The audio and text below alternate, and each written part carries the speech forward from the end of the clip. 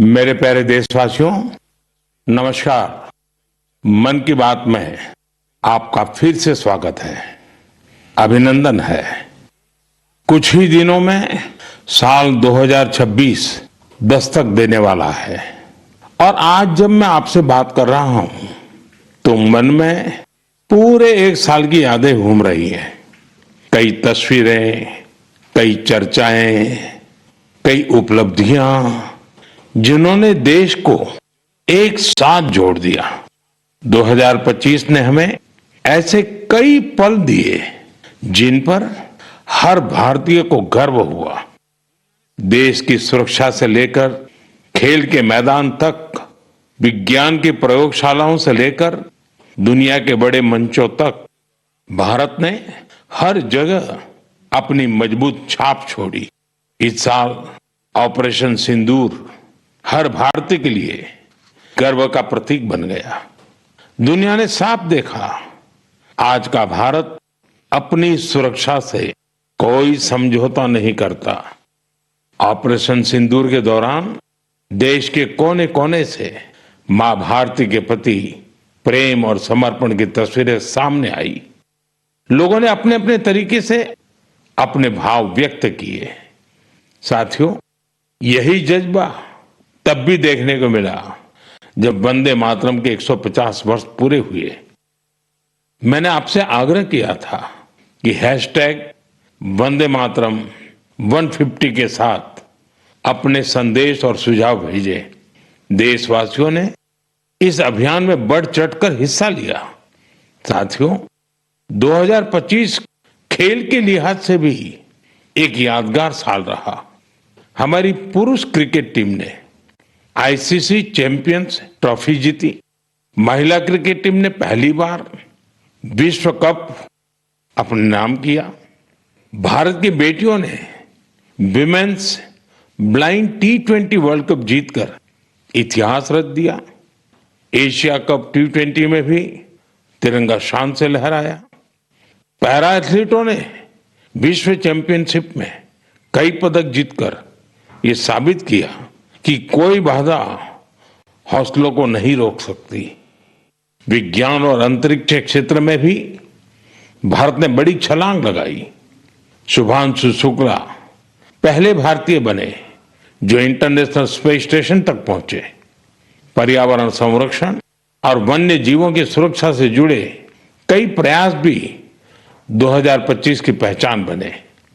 भारत में चीतों की संख्या भी अब 30 से ज्यादा हो गई है। 2025 में आस्था, संस्कृति और भारत की अद्वितीय विरासत सब एक साथ दिखाई दी। साल के शुरुआत में प्रयागराज महाकुंभ के आयोजन ने पूरी दुनिया को चकित किया। साल के अंत में अयोध्या में राम मंदिर पर ध्वजारोहण के कार्यक्रम ने हर भारतीय को गर्व से भर दिया। स्वदेशी को लेकर भी लोगों का उत्साह खूब दिखाई दिया। लोग वही सामान खरीद रहे हैं जिसमें किसी भारतीय का पसीना लगा हो और जिसमें भारत की मिट्टी की सुगंध हो। आज हम गर्व से कह सकते हैं 2025 ने भारत को और अधिक आत्मविश्वास दिया है। ये बात भी सही है, इस वर्ष प्राकृतिक आपदाएं हमें झेलनी पड़ी, अनेक क्षेत्रों में झेलनी पड़ी। अब देश 2026 में नई उम्मीदों, नए संकल्पों के साथ आगे बढ़ने को तैयार है। मेरे प्यारे देशवासियों, आज दुनिया भारत को बहुत आशा के साथ देख रही है। भारत से उम्मीद की सबसे बड़ी वजह है हमारी युवा शक्ति।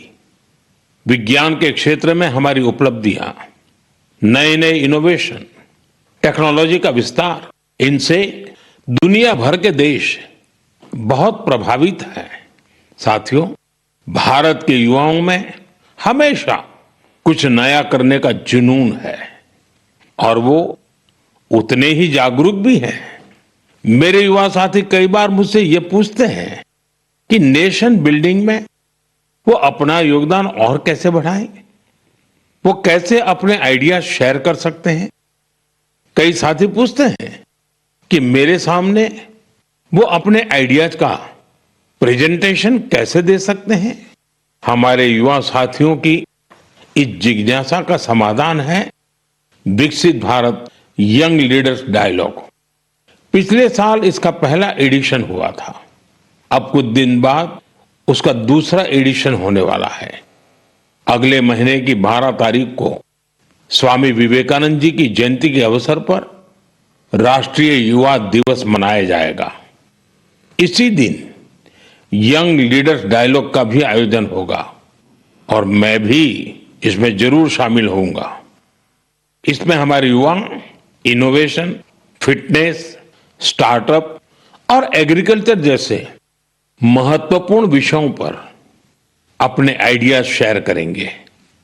मैं इस कार्यक्रम को लेकर बहुत ही उत्सुक हूं। साथियों, मुझे ये देखकर अच्छा लगा कि इस कार्यक्रम में हमारे युवाओं की भागीदारी बढ़ रही है। कुछ दिनों पहले ही इससे जुड़ा एक क्विज कंपटीशन हुआ। इसमें 50 लाख से अधिक युवा शामिल हुए। एक निबंध प्रतियोगिता भी हुई जिसमें स्टूडेंट्स ने विभिन्न विषयों पर अपनी बातें रखी। इस प्रतियोगिता में तमिलनाडु पहले और उत्तर प्रदेश दूसरे स्थान पर रहा। साथियों, आज देश के भीतर युवाओं को प्रतिभा दिखाने के नए नए अवसर मिल रहे हैं। ऐसे बहुत से प्लेटफॉर्म्स विकसित हो रहे हैं जहां युवा अपनी योग्यता और रुचि के अनुसार टैलेंट दिखा सकते हैं। ऐसा ही एक प्लेटफॉर्म है स्मार्ट इंडिया हैकेथॉन। एक और ऐसा माध्यम जहां आइडियाज एक्शन में बदलते हैं। साथियों, स्मार्ट इंडिया हैकेथॉन 2025 का समापन इसी महीने हुआ है। इस हैकेथॉन के दौरान 80 से अधिक सरकारी विभागों की 270 से ज्यादा समस्याओं पर स्टूडेंट्स ने काम किया। स्टूडेंट्स ने ऐसे सॉल्यूशन दिए जो रियल लाइफ चैलेंजेस से जुड़े थे, जैसे ट्रैफिक की समस्या है। इसे लेकर युवाओं ने स्मार्ट ट्रैफिक मैनेजमेंट से जुड़े बहुत ही इंटरेस्टिंग पर्सपेक्टिव शेयर किए। फाइनेंशियल फ्रॉड्स और डिजिटल एरेस जैसी चुनौतियों के समाधान पर भी युवाओं ने अपने आइडियाज सामने रखे। गांवों में डिजिटल बैंकिंग के लिए साइबर सिक्योरिटी फ्रेमवर्क पर सुझाव दिया। कई युवा एग्रीकल्चर सेक्टर की चुनौतियों के समाधान में जुटे रहे। साथियों, पिछले 7-8 साल में स्मार्ट इंडिया हैकेथॉन में 13 लाख से ज्यादा स्टूडेंट्स और 6,000 से ज्यादा इंस्टीट्यूट्स हिस्सा ले चुके हैं। युवाओं ने सैकड़ों प्रॉब्लम्स के सटीक सॉल्यूशंस भी दिए हैं। इस तरह के हैकेथॉन्स का आयोजन समय समय पर होता रहता है। मेरा अपने युवा साथियों से आग्रह है कि वे इन हैकेथॉन्स का हिस्सा जरूर बने। साथियों, आज का जीवन टेक ड्रिवन होता जा रहा है और जो परिवर्तन सदियों में आते थे, वो बदलाव हम कुछ वर्षों में होते देख रहे हैं। कई बार तो कुछ लोग चिंता जताते हैं कि रोबोट्स कहीं मनुष्य को ही ना रिप्लेस कर दें। ऐसे बदलते समय में ह्यूमन डेवलपमेंट के लिए अपनी जड़ों से जुड़े रहना बहुत जरूरी है। मुझे ये देखकर बहुत खुशी होती है कि हमारी अगली पीढ़ी अपनी संस्कृति की जड़ों को अच्छी तरह थाम रही है। नई सोच के साथ, नए तरीकों के साथ। साथियों, आपने इंडियन इंस्टीट्यूट ऑफ साइंस, उसका नाम तो जरूर सुना होगा। रिसर्च और इनोवेशन इस संस्थान की पहचान है। कुछ साल पहले वहां के कुछ छात्रों ने महसूस किया कि पढ़ाई और रिसर्च के बीच संगीत के लिए भी जगह होनी चाहिए। बस यहीं से एक छोटी सी म्यूजिक क्लास शुरू हुई। न बड़ा मंच, न कोई बड़ा बजट। धीरे धीरे ये पहल बढ़ती गई और आज इसे हम गीतांजलि IISC के नाम से जानते हैं। यह अब सिर्फ एक क्लास नहीं, कैंपस का सांस्कृतिक केंद्र है। यहाँ हिंदुस्तानी शास्त्रीय संगीत है, लोक परंपराएं हैं, शास्त्रीय विधाएं हैं। छात्र यहाँ साथ बैठकर रियाज करते हैं, प्रोफेसर साथ बैठते हैं, उनके परिवार भी जुड़ते हैं। आज 200 से ज्यादा लोग इससे जुड़े हैं और खास बात ये कि जो विदेश चले गए वो भी ऑनलाइन जुड़कर इस ग्रुप की डोर थामे हुए हैं। साथियों, अपनी जड़ों से जुड़े रहने के ये प्रयास सिर्फ भारत तक सीमित नहीं है। दुनिया के अलग अलग कोनों और वहां बसे भारतीय भी अपनी भूमिका निभा रहे हैं। एक और उदाहरण जो हमें देश से बाहर ले जाता है, ये जगह है दुबई। वहां रहने वाले कन्नड़ा परिवारों ने खुद से एक जरूरी सवाल पूछा। हमारे बच्चे टेक वर्ल्ड में आगे तो बढ़ रहे हैं, लेकिन कहीं वो अपनी भाषा से दूर तो नहीं हो रहे हैं। यहीं से जन्म हुआ कन्नड़ा पाठशाले का, एक ऐसा प्रयास जहां बच्चों को कन्नड़ा पढ़ना, सीखना, लिखना और बोलना सिखाया जाता है। आज इससे 1000 से ज्यादा बच्चे जुड़े हैं। वाकई कन्नड़ा नाडु नुडी नम्मा हेम्मे, कन्नड़ा की भूमि और भाषा हमारा गर्व है। साथियों, एक पुरानी कहावत है, जहां चाह वहां राह। इस कहावत को फिर से सच कर दिखाया है मणिपुर के एक युवा मोइरांगथेम सेठ जी ने। उनकी उम्र 40 साल से भी कम है। श्रीमान मोइरांगथेम जी मणिपुर के जिस दूर सुदूर क्षेत्र में रहते थे, वहां बिजली की बड़ी समस्या थी। इस चुनौती से निपटने के लिए उन्होंने लोकल सॉल्यूशन पर जोर दिया और उन्हें ये सॉल्यूशन मिला सोलर पावर में। हमारे मणिपुर में वैसे भी सोलर एनर्जी पैदा करना आसान है, तो मोइरांगथेम जी ने सोलर पैनल लगाने का अभियान चलाया और इस अभियान की वजह से आज उनके क्षेत्र के सैकड़ों घरों में सोलर पावर पहुंच गई है। खास बात यह है कि उन्होंने सोलर पावर का उपयोग हेल्थ केयर और आजीविका को बेहतर बनाने के लिए किया है। आज उनके प्रयासों से मणिपुर में कई हेल्थ सेंटर्स को भी सोलर पावर मिल रही है। उनके इस काम से मणिपुर की नारी शक्ति को भी बहुत लाभ मिला है। स्थानीय मछुआरों और कलाकारों को भी इससे मदद मिली है।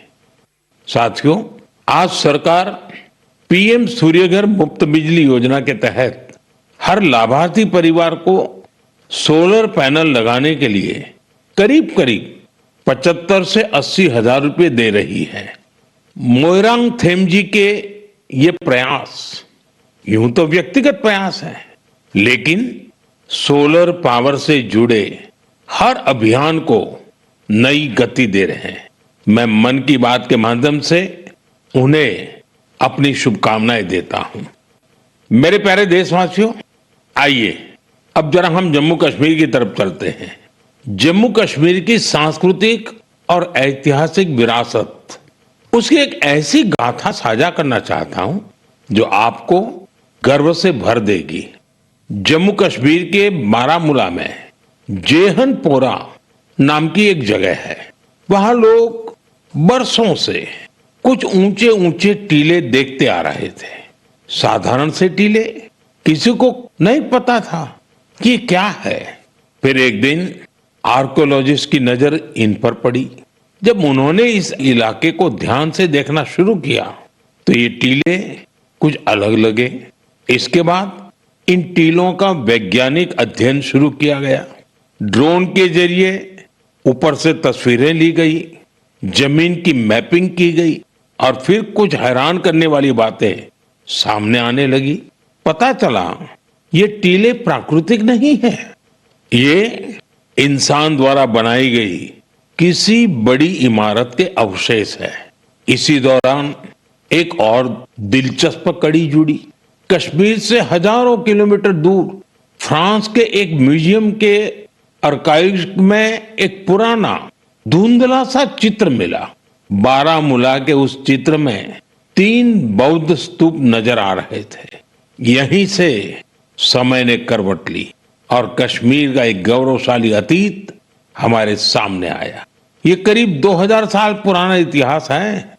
कश्मीर के जहनपोरा का ये बौद्ध परिसर हमें याद दिलाता है कश्मीर का अतीत क्या था, उसकी पहचान कितनी समृद्ध थी। मेरे प्यारे देशवासियों, अब मैं आपसे भारत से हजारों किलोमीटर दूर एक ऐसे प्रयास की बात करना चाहता हूं जो दिल को छू लेने वाला है।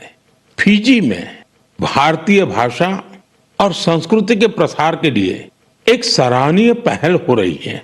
वहां की नई पीढ़ी को तमिल भाषा से जोड़ने के लिए कई स्तरों पर लगातार प्रयास किए जा रहे हैं। पिछले महीने फिजी के राकी इलाके में वहां के एक स्कूल में पहली बार तमिल दिवस मनाया गया। उस दिन बच्चों को एक ऐसा मंच मिला जहां उन्होंने अपनी भाषा पर खुले दिल से गौरव व्यक्त किया। बच्चों ने तमिल में कविताएं सुनाई, भाषण दिए और अपनी संस्कृति को पूरे आत्मविश्वास के साथ मंच पर उतारा। साथियों, देश के भीतर भी तमिल भाषा के प्रचार के लिए लगातार काम हो रहा है। कुछ दिन पहले ही मेरे संसदीय क्षेत्र काशी में चौथा काशी तमिल संगमम हुआ। अब मैं आपको एक ऑडियो क्लिप सुनाने जा रहा हूं। आप सुनिए और अंदाजा लगाइए तमिल बोलने की कोशिश कर रहे ये बच्चे कहाँ के हैं। வணக்கம். பாரத் அரசாங்கத்தால் ஒரே பாரதம் உன்னத பாரதம் நடத்தப்பட்ட காசி தமிழ் சங்கமம் 4 தமிழ் கற்போம் நான் ரொம்ப கார்க்கே உதாரணத்துக்கு ஏன் தமிழில் इंट्रोडक्शन कासियोड़ भूमिल नानु पायल पटेल और सुकिंस इंटर कॉलेज की मानवी अनेवरकुम येन वणक्कम। साथियों, आपको जानकर हैरानी होगी तमिल भाषा में इतनी सहजता से अपनी बात रखने वाले ये बच्चे काशी के हैं, वाराणसी के हैं। इनकी मातृभाषा हिंदी है, लेकिन तमिल भाषा के प्रति लगाव ने इन्हें तमिल सीखने के लिए प्रेरित किया है। इस साल वाराणसी में काशी तमिल संगमम के दौरान तमिल सीखने पर खास जोर दिया गया था। लर्न तमिल, तमिल कराकलम, इस थीम के तहत वाराणसी के 50 से ज्यादा स्कूलों में विशेष अभियान भी चलाए गए। इसी का नतीजा हमें इस ऑडियो क्लिप में सुनाई देता है। एन्न पेर वैष्णव नान निवेदिता शिक्षा सदन बालिका इंटर कॉलेज वाराणसी पढ़िक्किरेन नान काशी तमिल कर्कलाम 4.0 ला तमिल भाषा टिक्कावुम इल्लुवम करेन इंधा वयपुक्क पराधान नरेंद्र मोदी अवगलेकु नान नंटी सोलिगरेन। साथियों, तमिल भाषा दुनिया की सबसे प्राचीन भाषा है। तमिल साहित्य भी अत्यंत समृद्ध है। मैंने मन की बात में काशी तमिल संगमम में भाग लेने का आग्रह किया था। मुझे खुशी है कि आज देश के दूसरे हिस्सों में भी बच्चों और युवाओं के बीच तमिल भाषा को लेकर नया आकर्षण दिख रहा है। यही भाषा की ताकत है, यही भारत की एकता है। साथियों, अगले महीने हम देश का 77वां गणतंत्र दिवस मनाएंगे। जब भी ऐसे अवसर आते हैं तो हमारा मन स्वतंत्रता सेनानियों और संविधान निर्माताओं के प्रति कृतज्ञता के भाव से भर जाता है। हमारे देश ने आजादी पाने के लिए लंबा संघर्ष किया है। आजादी के आंदोलन में देश के हर हिस्से के लोगों ने अपना योगदान दिया है, लेकिन दुर्भाग्य से आजादी के अनेकों नायक नायिकाओं को वो सम्मान नहीं मिला जो उन्हें मिलना चाहिए था। ऐसी ही एक स्वतंत्रता सेनानी है ओडिशा की पार्वती गिरी जी। जनवरी 2026 में उनकी जन्म शताब्दी मनाई जाएगी।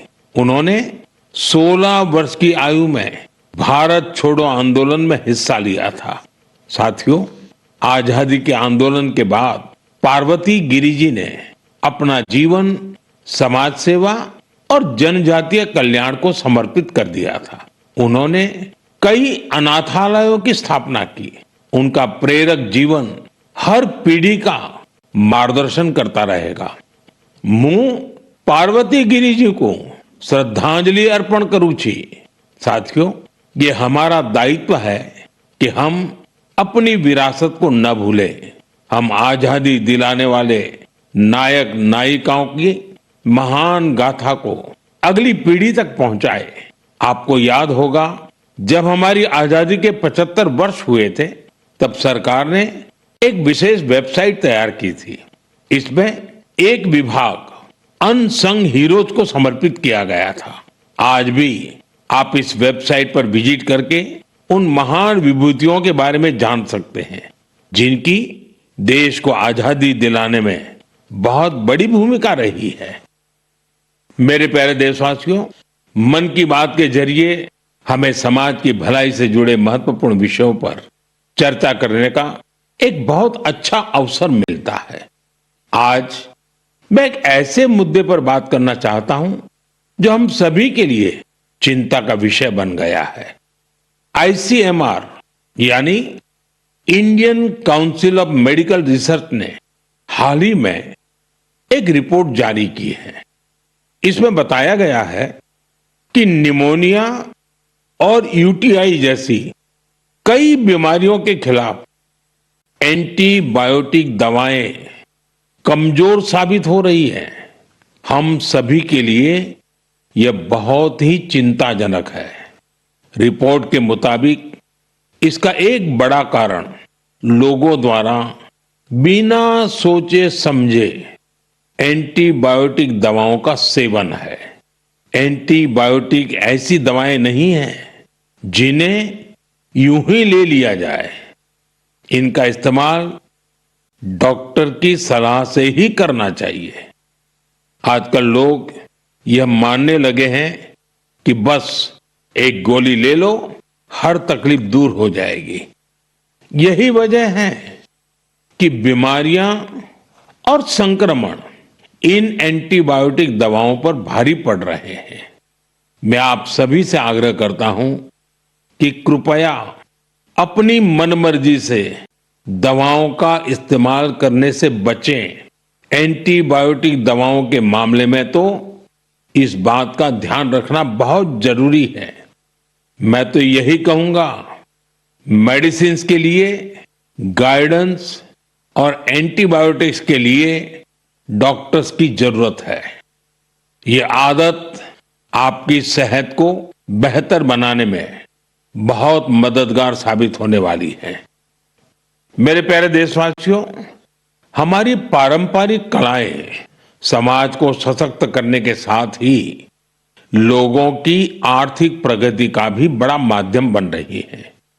आंध्र प्रदेश के नारसापुरम जिले की लेस क्राफ्ट की चर्चा अब पूरे देश में बढ़ रही है।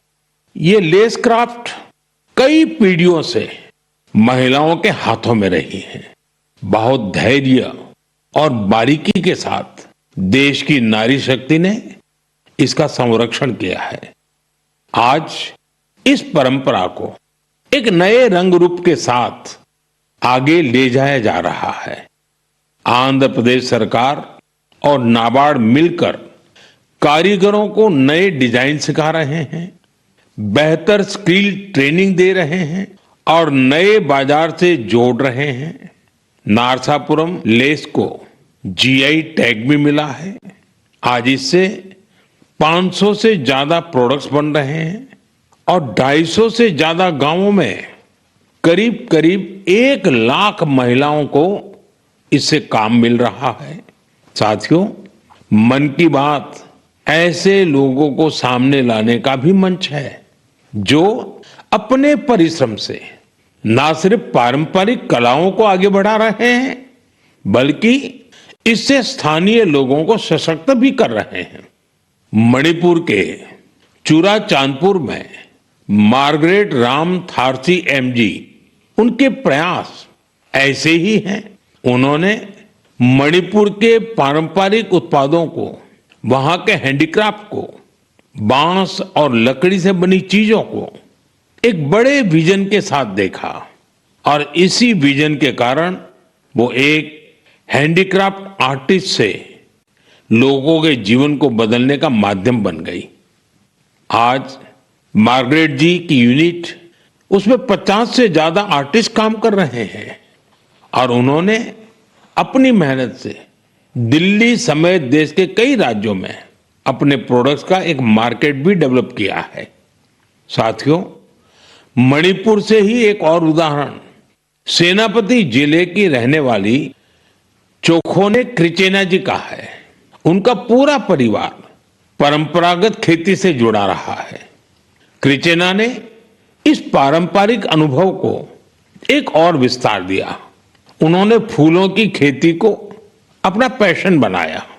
आज वो इस काम से अलग अलग मार्केट्स को जोड़ रही है और अपने इलाके की लोकल कम्युनिटीज को भी एम्पावर कर रही है। साथियों, ये उदाहरण इस बात का पर्याय है कि अगर पारंपरिक ज्ञान को आधुनिक विजन के साथ आगे बढ़ाएं तो ये आर्थिक प्रगति का बड़ा माध्यम बन जाता है। आपके आसपास भी ऐसी सक्सेस स्टोरीज हो तो मुझे जरूर शेयर करिए। साथियों, हमारे देश की सबसे खूबसूरत बात यह है कि साल भर हर समय देश के किसी न किसी हिस्से में उत्सव का माहौल रहता है। अलग अलग पर्व त्योहार तो है ही, साथ ही विभिन्न राज्यों के स्थानीय उत्सव भी आयोजित होते रहते हैं। यानी अगर आप घूमने का मन बनाएं तो हर समय देश का कोई न कोई कोना अपने यूनिक उत्सव के साथ तैयार मिलेगा। ऐसा ही एक उत्सव इन दिनों कच्छ के रण में चल रहा है। इस साल कच्छ रणोत्सव का यह आयोजन 23 नवंबर से शुरू हुआ है, जो 20 फरवरी तक चलेगा। यहां कच्छ की लोक संस्कृति, लोक संगीत, नृत्य और हस्तशिल्प की विविधता दिखाई देती है। कच्छ के सफेद रण की भव्यता देखना अपने आप में एक सुखद अनुभव है।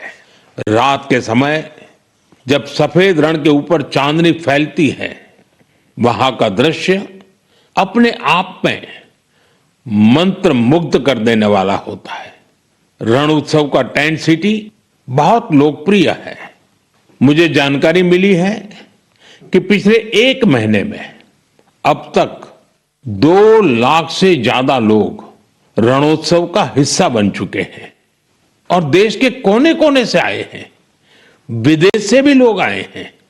आपको जब भी अवसर मिले तो ऐसे उत्सवों में जरूर शामिल हो और भारत की विविधता का आनंद उठाएं।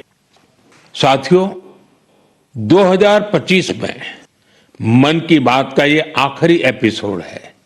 अब हम साल 2026 में ऐसे ही उमंग और उत्साह के साथ, अपनेपन के साथ अपने मन की बातों को करने के लिए मन की बात के कार्यक्रम में जरूर जुड़ेंगे। नई ऊर्जा, नए विषय और प्रेरणा से भर देने वाली देशवासियों की अनगिनत गाथाओं मन की बात में हम सबको जोड़ती हैं। हर महीने मुझे ऐसे अनेक संदेश मिलते हैं जिसमें विकसित भारत को लेकर लोग अपना विजन साझा करते हैं। लोगों से मिलने वाले सुझाव और इस दिशा में उनके प्रयासों को देखकर ये विश्वास और मजबूत होता है। और जब ये सब बातें मेरे तक पहुंचती हैं तो विकसित भारत का संकल्प जरूर सिद्ध होगा। यह विश्वास दिनों दिन मजबूत होता जाता है। साल 2026 इस संकल्प सिद्धि की यात्रा में एक अहम पड़ाव साबित हो।